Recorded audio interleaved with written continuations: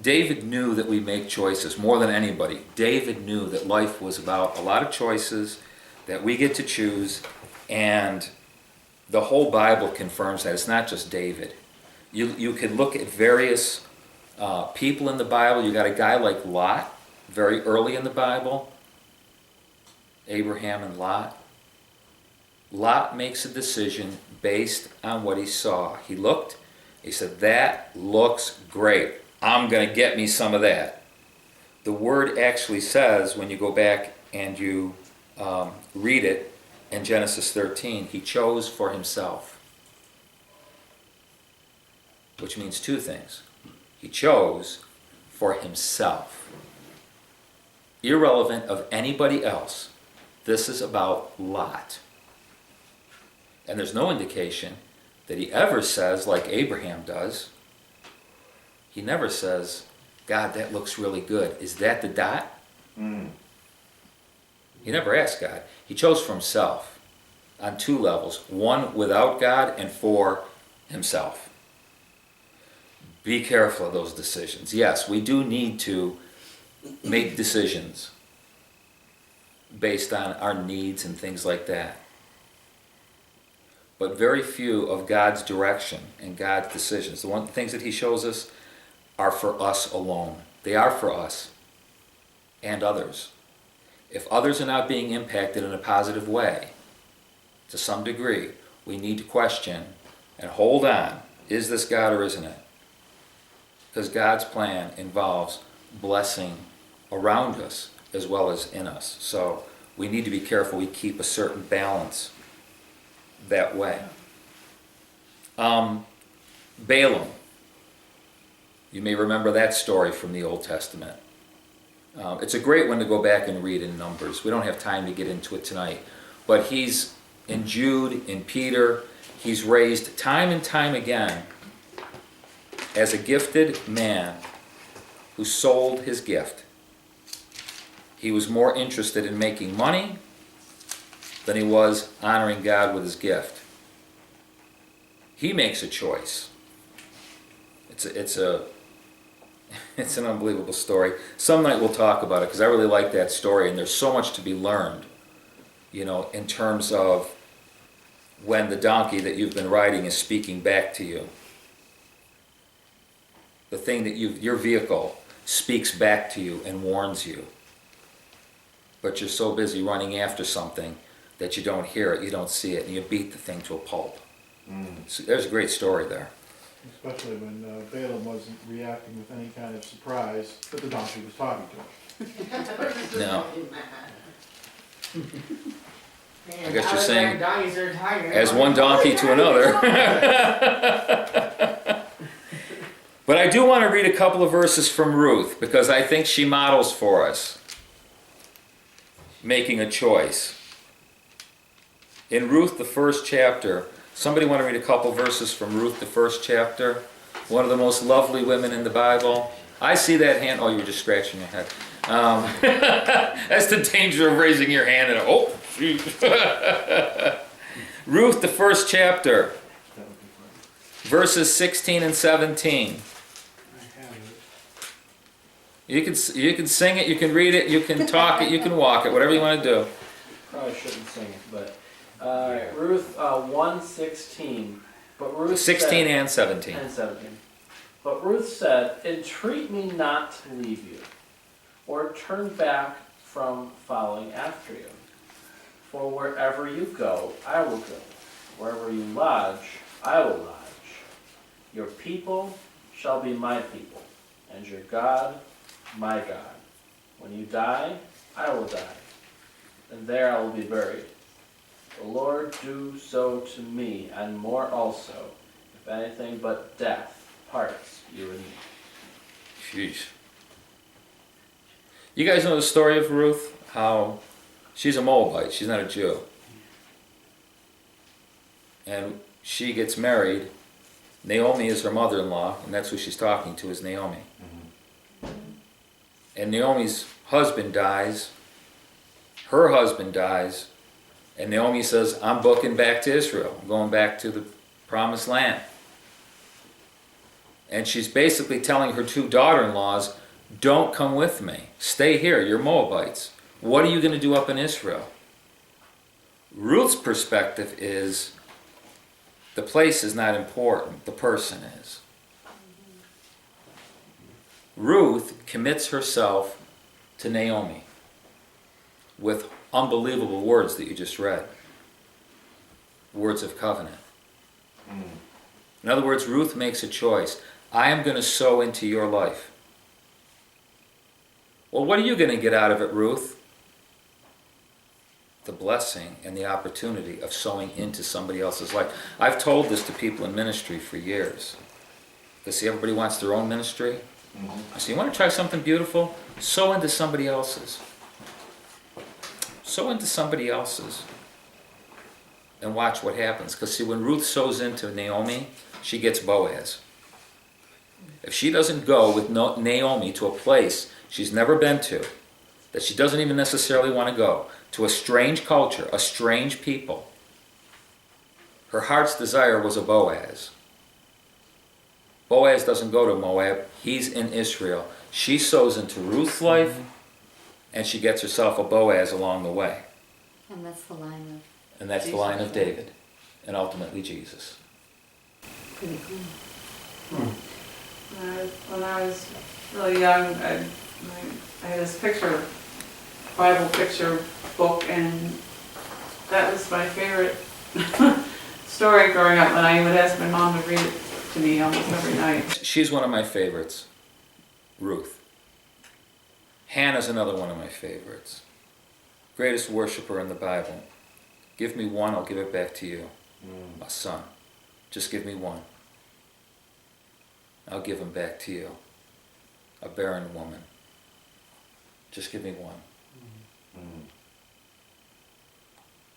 I think we pale. I'm not trying to be rude, but I think we pale in comparison when it comes to worship. What we call worship and giving, we've got some stars. Most of them are women, by the way, but I mean, we've got some like real stars in the kingdom. Anyway, and Ruth is, to me, she's one of them. Life is not a matter of each and every step being like decreed by God. The bottom line of this first point is one word: pray. I don't know how else to get from one dot to the next. I got to be honest with you. If I'm going to walk a straight line, the footsteps of a man are ordered by the Lord. By the way, did we read Proverbs 20:24? No. Can we have that one? Man's going are of the Lord. How can a man then understand his own way? This is the pitfalls of the English language. The first time when he says, man steps the goings of man, he's talking the same way as David was about walking in companionship, walking a straight line, that kind of thing. And then the second time he says man, he's talking about our Adamic nature. So if you read that one more time for us, the first time think in terms of the cry to God to want to walk the straight line with him. Hearing the voice behind as our rear guard, sometimes being in front. But you've got that man, and then the second man is our Adamic nature. How can our Adamic nature understand?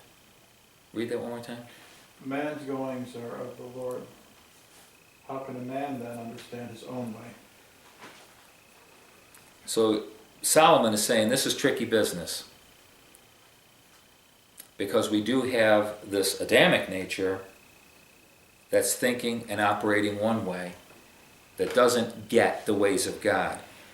But the other man, and he's talking about us, the same person, the spirit man, if you would, is crying out to God and saying, I just want you.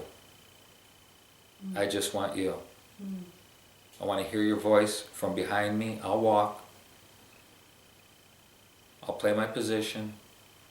I'm trying to do this straight line. It's just so, there's such a reality with David. The bottom line of this is prayer.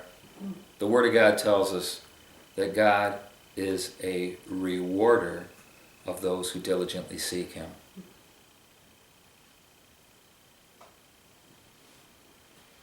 When we went to the UK, I guess I prayed for 9 months. Got a baby. Huh? Oh Got yeah. a baby. And gave birth to. And one of those prayer sessions was going to Elam. They have like a little hotelish kind of place thing. I don't even know what it is.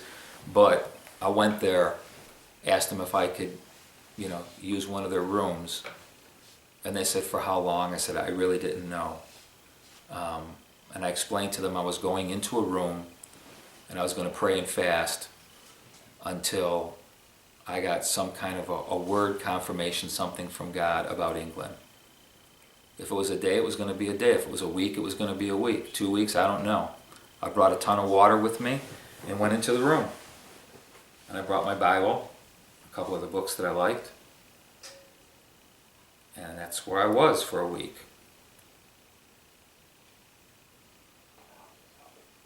Because I didn't know how else to connect in such a way that I could be fairly clear.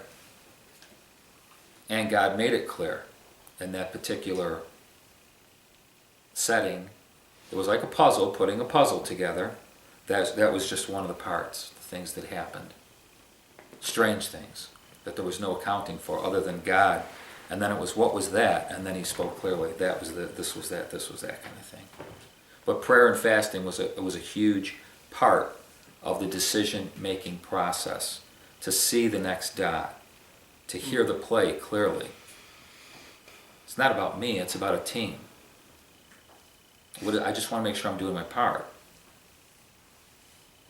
Doing your part and not judging how well you're doing your part based on the results you see in front of you. No, you can't, because that's very good, because when you look at whether you like sports or not, if you watch a sporting event, not every throw, like right now basketball playoffs are going on, not every throw goes in. And these guys have thrown the ball millions of times. Not everyone goes in. But they shoot. Not every play is a touchdown, but you keep running them. Not every hit of the puck is a goal, but you keep slapping that baby. You just keep making the plays as the coach calls them. And even the outcomes, we've got an idea that every outcome, well, that's God. No, it's life. We could get it. I mean, I could spend the rest of the evening and the next week talking about this subject because we've got ideas about life that don't pan out. It's not like that. Did you ever stop and wonder why somebody who lives to be 150 has like 2 or 3 chapters in the Bible, 6 or 7 different little stories, and that's it? And we know they lived 150 years. Dot, dot, dot, dot. Let me tell you about the dots. Do you really want to hear about the entire journey? So I got up, I changed my socks on Tuesday. I had a pizza. I got into an argument with my wife. I threw the pizza at her. It's like, what? Well, maybe we would want to hear that. But it's kind of, we get the dots. And then we're taught along the way how some of these guys and gals connected some of the dots and what happened as a result. One guy goes up on a roof. Bad move. Looking at the lady next door taking a bath. No. He was supposed to be on his way to another dot. It was a time when kings go to war. He stays home. He's not going towards the dot. He's going someplace else. Ultimately ends up costing a baby its life. Wasn't that supposed to happen? For David to stay home and to rape another man's wife?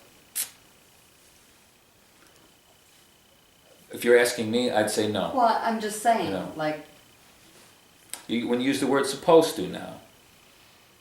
If you're asking me, did God know he would do that? I'd say yes. Was it supposed to happen? has kind of like a divine design to it. And I'd say no, it could never be God's design for a man to rape a woman. But the life that you say came, from that, does anybody remember what happened to that baby? Died 7 days later. Yeah.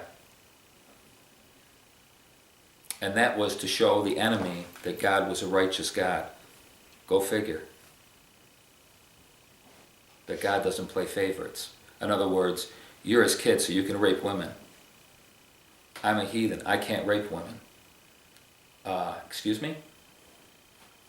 It's a really complicated little story. The thing about it, which you might be referring to, is in that particular story, which we'll talk about some, that's a great story. In that particular story, when God takes issue with David, he questions him. Why didn't he ask him? David, when God talks with David, he says, if you would have asked me, God gives him the indication that he would have given him Bathsheba, which makes it fascinating.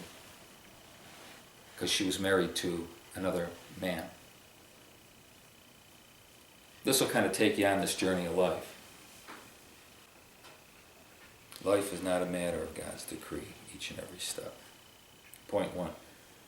We'll do one more, and that'll be. I've got three. We'll do a second one because sometimes it's, we're okay with doing a little bit less that way. The second one I wrote down again. We've danced around for the last few weeks. The second one is reading situations, circumstances, and the times. I'll say that again. It's reading the situation, circumstances, and the times. Now, when I use the word times, in Ecclesiastes 3, that old song by the Byrds? There is a season, There is a turn. season, turn. Yeah, that's it. And in the verses in Ecclesiastes 3, some of the most important words is to remember it's under heaven. So it's talking about earth. Things on earth. A time to plant, a time to sow, a time to reap, a time for this, a time for that, a time for this. So reading the situation, the circumstances, and the times, knowing the times not in a prophetic sense. It's right before you. Little kid is at school, he forgot his lunch at home, he's hungry. It's time to feed him. It's not complicated. And I'm working my way towards the dot, but I'm just reading the situation and circumstances as I'm moving along. Most of it is just not rocket science.